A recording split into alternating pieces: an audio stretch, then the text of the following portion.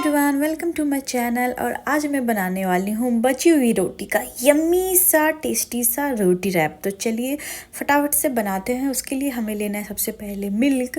आपको आधा लीटर या फिर 1 लीटर दूध लेना है और उससे हमें बनाना है फ्रेश पनीर।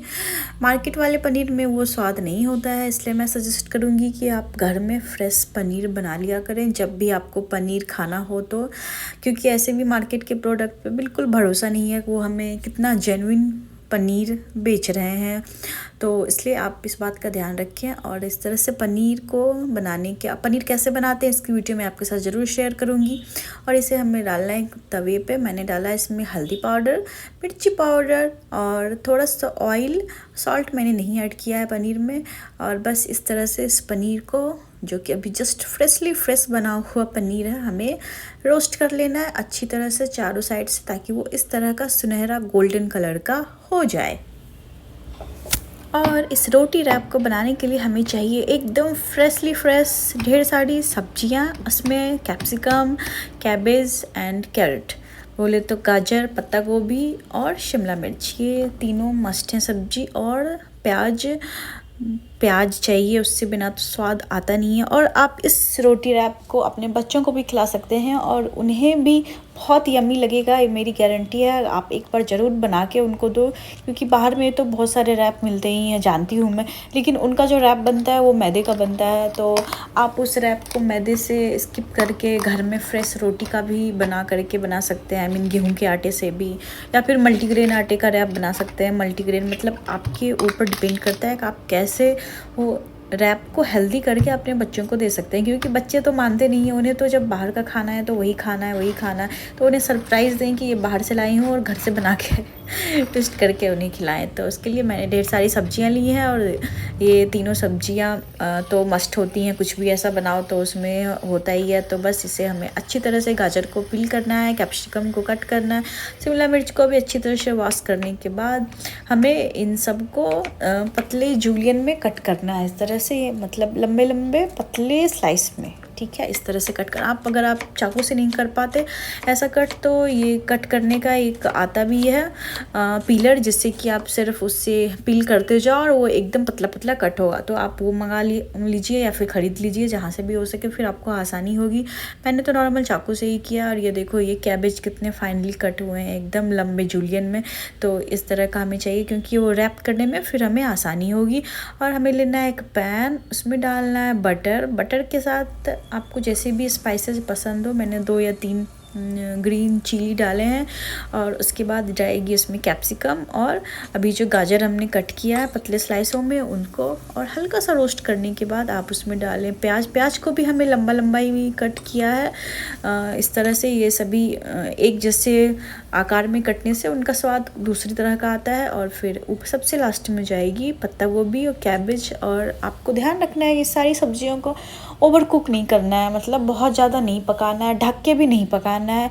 एकदम मीडियम, आप कहूँ तो तेज जो फ्लेम होता है उस पर आपको इसको 2-4 मिनट तक बस कंटिन्यू स्टीयर करते जाना है। और इसमें डालना है आपको स्वादानुसार नमक, ब्लैक पेपर पाउडर और ऑरिगेनो। मेरे पास ये इस ब्रांड का ऑरिगेनो है, आपके पास जो भी ऑरिगेनो है ये ज़रूर डाल।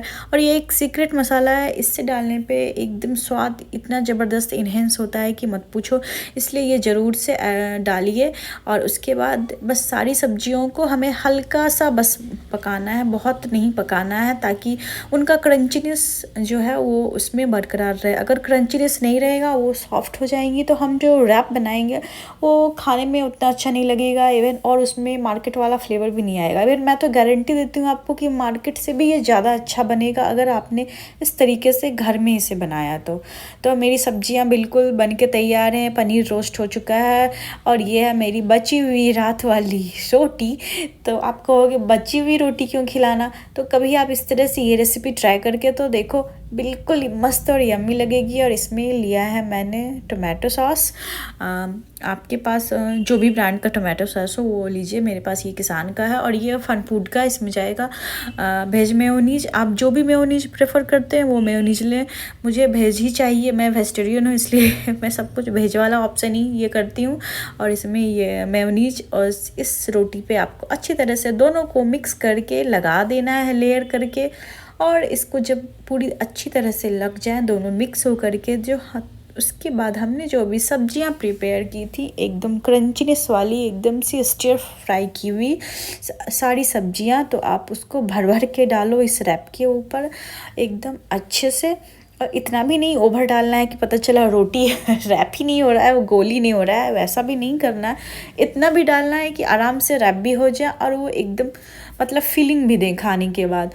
और इसमें हमने जो अभी पनीर सारी सब्जियां डालने के बाद आपको इसमें डालना है, इसके ऊपर से जो पनीर हमने रोस्ट किया था उसे और पतले टुकड़ों में कट कर लें। और उस पनीर को और इस तरह से जब ये 2 रोल देखिए क्यों एकदम इतनी जल्दी बनता है कि कुछ कहने का नहीं। आपको प्रोसेस में भी लंबा लगता होगा तो आप ऐसा कर सकते हैं, पनीर को किसी और दिन बना के फ्रिज में रख सकते हैं। उसके बाद ये वाली रेसिपी बना सकते हैं। इवन आप मॉर्निंग में जल्दी में भी हो तो भी, अगर आपकी रात की रोटी बची है तो भी फटाफट से सब्जियों को स्टर फ्राई करके जल्दी से फटाफट 2 रैप बना के खा सकते हैं। और इस तरह से रैप कर लेंगे हैं और उसको डालना है तवे पे। और तवे पे दोनों साइड से बटर नहीं है तो घी मैं घी ज़्यादा प्रेफर करती हूँ, तो आप घी डाल के इसे अच्छी तरह से सेक लेना है आपको। ये देखो, देख के ही एकदम माउथ वाटरिंग लग रहा है रेसिपी, तो आपको ये खाने में कितनी यम्मी लगेगी। तो इस तरह से आप ये रोटी रैप बनाएं और आपको इसे खाना भी, अपने बच्चे को भी खिलाना है, क्या कि इसी बहाने वो भी सब्जियां खाएंगे। तो ये तो एक बस तरीका है। और ये मस्त रोटी रैप इंजॉय करें और मुझे ज़रूर से बताएं कि आपको ये रेसिपी कैसी लगी। मैं वही रेसिपी आप लोगों के साथ शेयर करती हूँ जो कि सच में मुझे भी बहुत यम्मी लगती हैं। तो okay, tata, bye bye, take care. और मेरे वीडियोस पसंद आए चैनल को सब्सक्राइब करना और वीडियो को लाइक करना भूलिएगा नहीं।